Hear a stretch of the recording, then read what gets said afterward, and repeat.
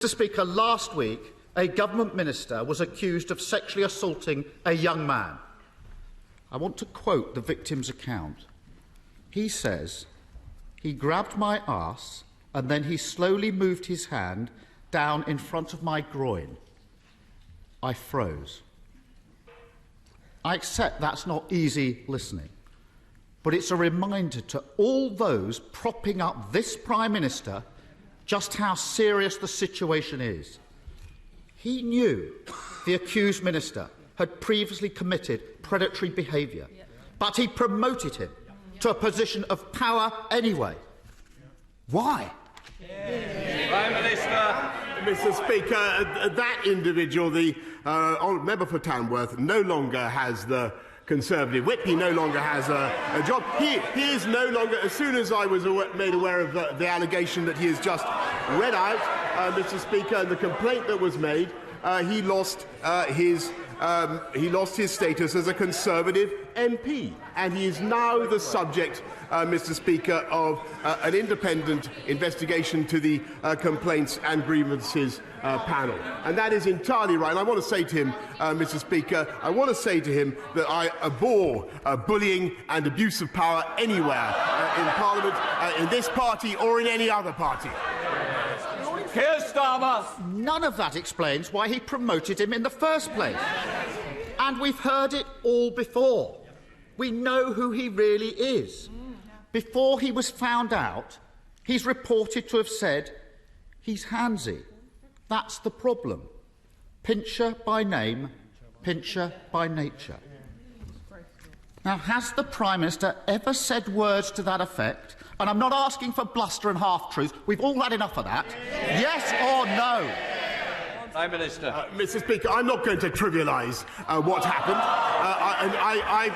Yes, Mr. Speaker. Yes, Mr. Speaker, I'm not, because the very serious complaints have been raised against the member for Tamworth, and they're now being investigated, Mr. Speaker. It is true that a complaint was raised when he was in the Foreign Office, and the matter was resolved. It's absolutely true. It's absolutely true, Mr. Speaker, that it was raised with me. I greatly regret that he continued in office, and I've said that. I have said that before, Mr. Speaker. I have said that before, Mr. Speaker. But it is now the subject of an independent investigation, and that is the right thing, Mr. Speaker. And frankly, I think the people of this country would like also to hear. They would like also to hear about other jobs that are held by people in this country, not least the 500,000 people we got off welfare into work in the last 6 months alone, Mr. Speaker. Those are things that are making differences to the lives of people up and down the country, and I'm proud of it. Keir Starmer. No one's cheering that. No denial. And he says the matter was resolved when he means it was upheld. Exactly. And they're all sitting there as if this is normal behaviour. Exactly. When that young man reported his attack to a government whip, she asked him if he was gay. When he said that he was, she replied, "That doesn't make it straightforward." That comment will sicken anyone who's experienced sexual assault and then be made to feel like they somehow asked for it, or who worry that prejudice means their complaint won't be taken seriously. Will he apologise for those disgraceful comments on behalf of his government?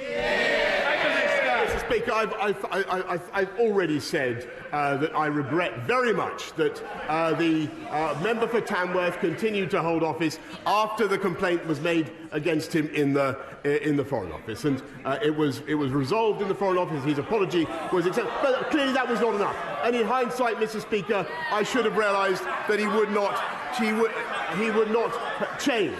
However, when it came to the Friday of last week, and when I was given the information that he's read out about the complaint that was made against the honourable member, I acted immediately, Mr. Speaker, and I took the whip away from him. And we will not tolerate that kind of behaviour in this or any other party, Mr. Speaker. And what we also want to do is to help people up and down the country with the things that also matter to them, like cutting their taxes, Mr. Speaker, by £330 this year, which is what we're doing. Keir Starmer. Doesn't that just sum him up? Awful behaviour, unacceptable in any walk of life. It's there for all to see. but he ignores it. It was the same when his ally was on the take from the lobbyists. It was the same when his Home Secretary was bullying staff. It was the same when taxpayers' money was being abused, and it was the same when he and his mates parted their way through lockdown. Anyone quitting now, after defending all that, hasn't got a shred of integrity. Mr. Speaker, isn't this the first recorded case of the sinking ships fleeing the rat? Mr. Speaker, look, he talks about. He should hear what his lot say about him, Mr. Speaker. He talks about integrity. He wanted to install the member for Islington North into number 10, Mr. Speaker.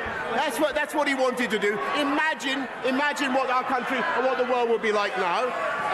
He talks about integrity. He voted 48 times to overturn the will of the British people and take us back into the European Union. And by the way, listening to his muddled speech the other day, that is exactly what he would do again. Mr. Speaker, he talks about integrity, but Mr. Speaker, he has voted time and time again against sanctions on criminals that would put them behind bars. This is the government that is tough on... I'm sorry, he talks about integrity. He is himself facing a criminal investigation, Mr. Speaker, which he asked me to resign. Keir Starmer. What a pathetic spectacle. The dying act of his political career is to parrot that nonsense.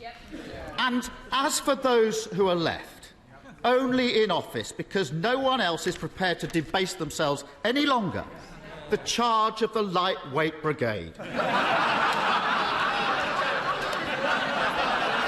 Some self-respect. Mr. Speaker, for a week, he's had them defending his decision to promote a sexual predator. Every day, the lines he's forced them to take have been untrue. First, that he was unaware of any allegation. Untrue. Then, he was unaware of any specific allegation. Untrue. Then he was unaware of any serious specific allegation. And now he wants them to go out and say that he simply forgot that his whip was a sexual predator. Anyone with anything about them would be long gone from his front bench. In the middle of a crisis, doesn't the country deserve better than a Z-list cast of nodding dogs? Well, Mr. Speaker, it's exactly when times are tough and when the country faces pressures on the economy and pressures on their budgets, Mr. Speaker, and when we have the biggest war in Europe for 80 years, Mr. Speaker, that is exactly the moment that you'd expect a government to continue with its work, not to walk away, Mr. Speaker, and to get on with our job and to focus on the things that matter to the people of this country. And so we're not only cutting taxes today, Mr. Speaker, we're putting £1,200 into every one of the 8 million most vulnerable households in the country, Mr. Speaker, thanks to the strength of our economy and thanks to the decisions that we took, Mr. Speaker, which he opposed at the time. Keir Starmer. The only thing he's delivering is chaos. I started this session with a quote from the young victim in all this, how he froze when he was attacked. When I was prosecuting rapists, I heard that from victims all the time.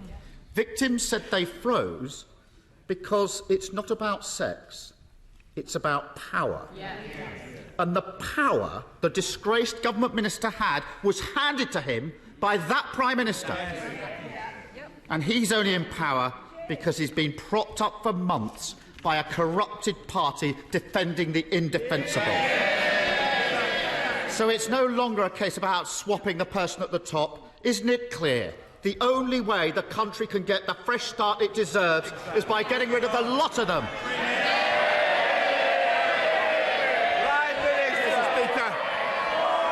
Mr. Speaker, the difference between this...